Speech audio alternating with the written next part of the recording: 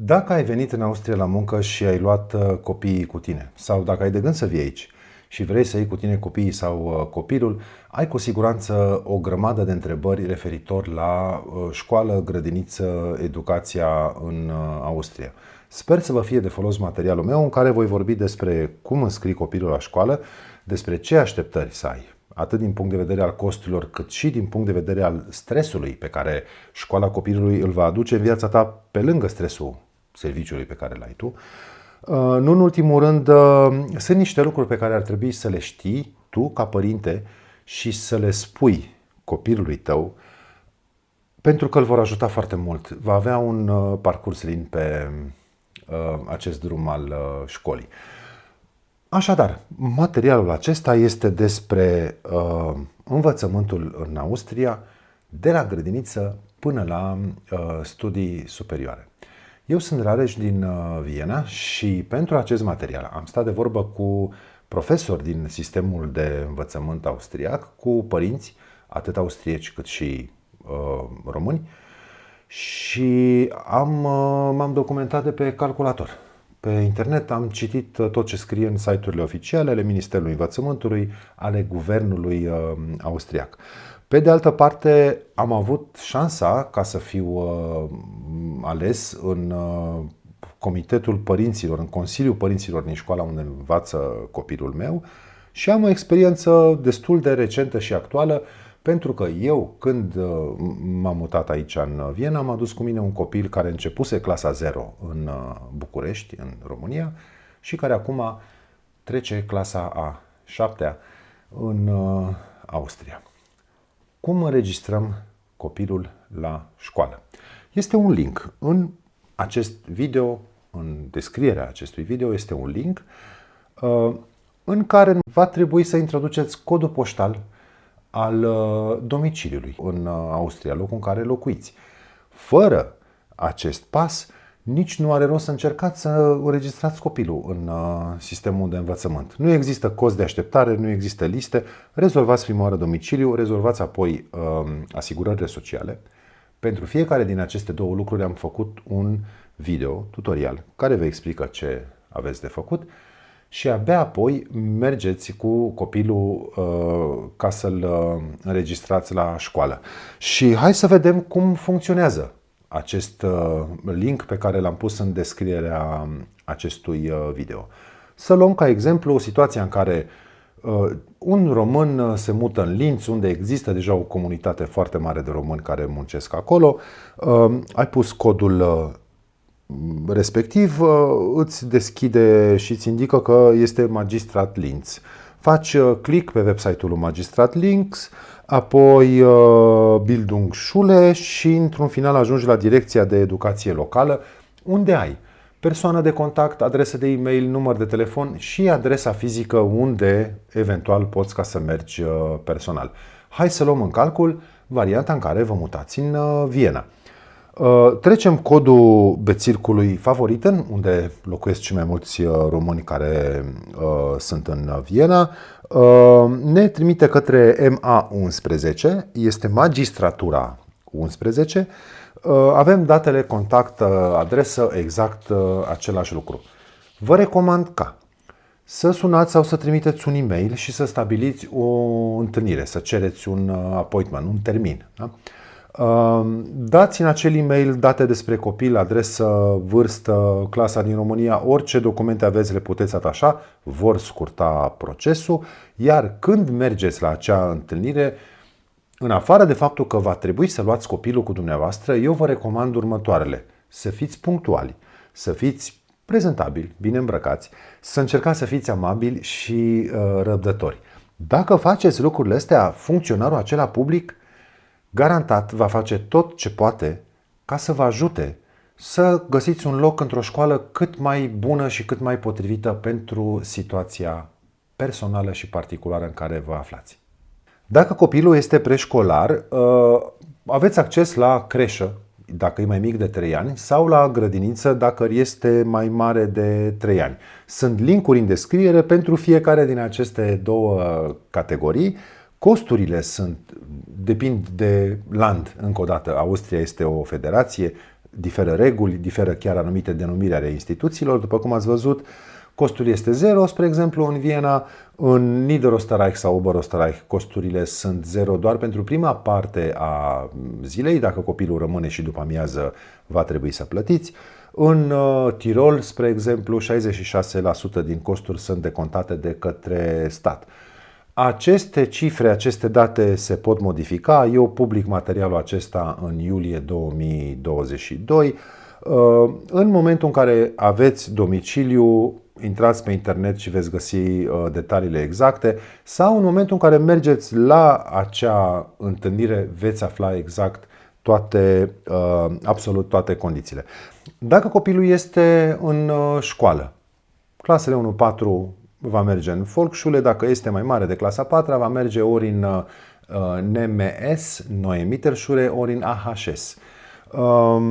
Costurile vor fi 0, iar la întrebarea dumneavoastră referitor la after school există întotdeauna, de cele mai multe ori chiar în aceeași curte cu școala sau chiar în clădirea școlii, se cheamă Nachmittagsbetreuung, îngrijire de după amiază, însă este un serviciu pentru care va trebui să plătiți. Înscrierea se face în același loc, la aceeași magistratură, dar va trebui să plătiți pentru acest serviciu. Atenție însă, aceste sume pot fi decontate din impozitul anual pe care îl plătiți la stat. Funcționează în felul următor. Primești factura o lună mai târziu decât luna la care se referă, o plătești, la sfârșitul anului când îți depui declarația de taxe, toate copiile de la facturi le pui acolo și primești înapoi acei bani. Alte așteptări, altă întrebare. Ce se întâmplă cu copilul tău din punctul de vedere al limbii? Dacă copilul tău a început deja școala în Austria. Pentru că dacă el pleacă aici de la învățământul preșcolar, până merge în clasa 1, s-ar putea să vorbească mai multă germană decât dumneavoastră. Dacă copilul dumneavoastră este în școală deja când vă mutați aici, îl ia din clasa în care e, chiar dacă anul este pe parcurs. Și într-o primă fază o să încerce să se poarte cu el normal, ca și cu toți ceilalți copii din clasă, să vadă dacă copilul se poate adapta. Dacă el nu face față cu limba germană, atunci e posibil să repete anul, iar dacă este într-un an mai mare, ca și vârstă, bagajele de limba germană trebuie să fie mai mari, s-ar putea să vi-l trimită la un curs special de limba germană. Dar dumneavoastră mergeți la școală. Școala vă va spune ce anume este de făcut cu copilul și e bine să urmați sfaturile. Școala austriacă e destul de bine orientată și are un drag, ca să zic așa, de copii. Bineînțeles, există și școli bilingve, dar nu pentru clasele 1-4 și un lucru foarte important. Când plecați din România și copilul a început deja școala acolo, luați de la școală o adeverință pe care ar fi bine să o traduceți în România, că e mai ieftin acolo decât dacă ajungeți aici și va trebui să o traduceți din română în germană în Austria, iar în România nu trebuie mers la notar. E de ajuns un traducător autorizat, bineînțeles, din acela care pune și o ștampilă pe hârtie, oricum e mai ieftin decât notarul.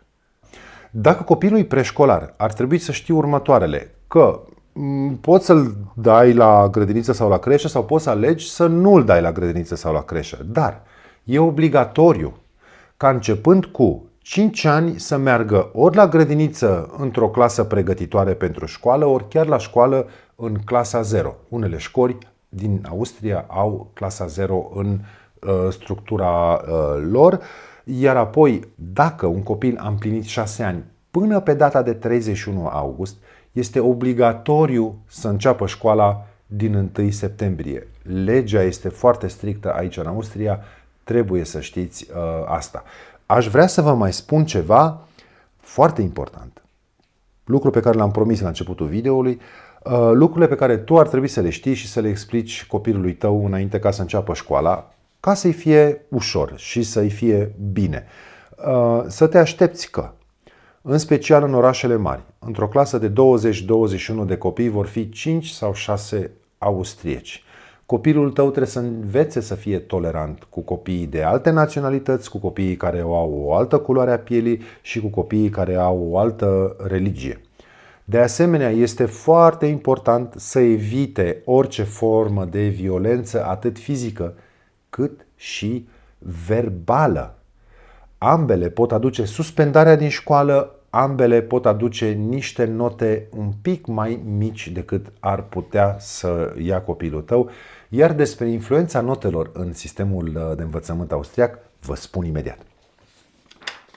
Înainte să continui cu așteptările pe care trebuie să le aveți referitor la costuri și la stres, vreau să vă atrag atenția, în special celor care sunteți veniți de curând aici și mai ales celor care urmează să veniți.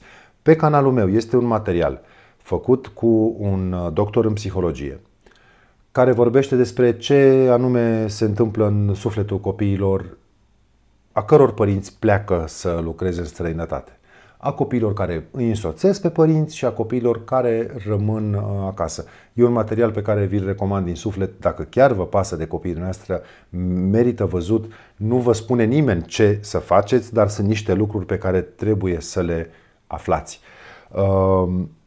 Revin la așteptările cu costul și cu stresul. Cheltuieli de gen fondul clasei aici în Austria, 50-100 de euro, 200 de euro maxim în cazul în care se fac excursii la schi de câteva zile. Copilul dumneavoastră, toți acești bani din fondul clasei, practic, sunt bani pentru excursii, copiii dumneavoastră vor vizita muzee, copiii dumneavoastră vor învăța să înnoate, copiii dumneavoastră vor învăța să patineze, copiii dumneavoastră vor fi instruiți cum se circulă cu bicicleta ca să fii safe, vor învăța să schieze și pentru cei care nu câștigă destui bani. Eu vă spun din experiența mea proprie și personală, în Consiliul Părinților Școlii se aduc cazuri, copilul X, părinții lui nu pot plăti pentru o excursie și în cele din urmă s-a votat întotdeauna pentru ca acel copil să fie ajutat de către toți ceilalți părinți din școală care au plătit câțiva euro în plus. Stresul personal mie mi se pare mai mic aici, atât pentru copil cât și pentru părinți. Nu prea sunt teme, sunt foarte puține teme. Clasele 1-2 sunt clase fără note. Notele încep din clasa 3-a, la sfârșitul clasei a 4-a, în funcție de notele luate, și aici este felul în care notele influențează parcursul copilului în școală, copilul primește o calificare cu care se poate înscrie în Neue Mittelschule sau se poate înscrie în AHS. Neue Mittelschule duce către studii superioare, AHS-ul merge către o școală profesională, către o meserie în final. Există posibilitatea de a trece, chiar dacă ai trecut echivalentul clasei a 5-a, 6-a în România sau chiar și mai târziu, cei cu note bune din AHS pot merge în Neue Mittelschule, cei cu note slabe din NMS pot să ajungă în AHS, deci trecerea se face în ambele sensuri. Mie, în principiu, sistemul austriac de învățământ mi se pare bun. Am 2 copii mai mari care au terminat liceul în București. Nu mă plâng de învățământul românesc, dar cel de aici e mai lipsit de stres. Insistă pe competențe sociale, sunt foarte digitalizați, iar varianta cu școala profesională, vă rog să o luați ca pe un fel de asigurare de viață a copilului. Nu numai că din clasa 10-a el va câștiga banii lui, dar o să aibă o meserie în care o să-și găsească ușor de lucru absolut întotdeauna. Cum am spus, sunt linkuri în descriere, linkul cu înscrierea, link care explică sistemul în limba română, un link am găsit care explică sistemul și este un link făcut de Ministerul Educației din Austria, linkuri dedicate pentru creșă, pentru grădiniță, pentru școală, repet, Meldezettel, deci domiciliu și cu numărul de asigurări sociale sunt primii 2 pași, după care înscrii copilul la școală, și sunt linkuri pentru universități, despre care aș vrea să spun foarte pe scurt, că suntem la finalul acestui material. Universitățile de stat din Austria, costul este 0, se plătește pentru sindicatul studențesc o sumă care cred că nu depășește 100 de euro și se mai plătește pentru cazare în funcție de care sunt posibilitățile, în ce oraș studiază copilul. Condiția pentru înscriere la universitate este o condiție legată de limba germană, pentru care trebuie să ai un certificat A2 sau chiar B1, iar acest certificat nu face altceva decât să-ți permită înregistrarea, nu va porni copilul cu anul întâi, ci prima oară va face un an întreg pregătitor de limba germană, pentru care trebuie plătit o sumă cam de 1000 de euro. Există și anumite facultăți sau anumite specializări în limba engleză.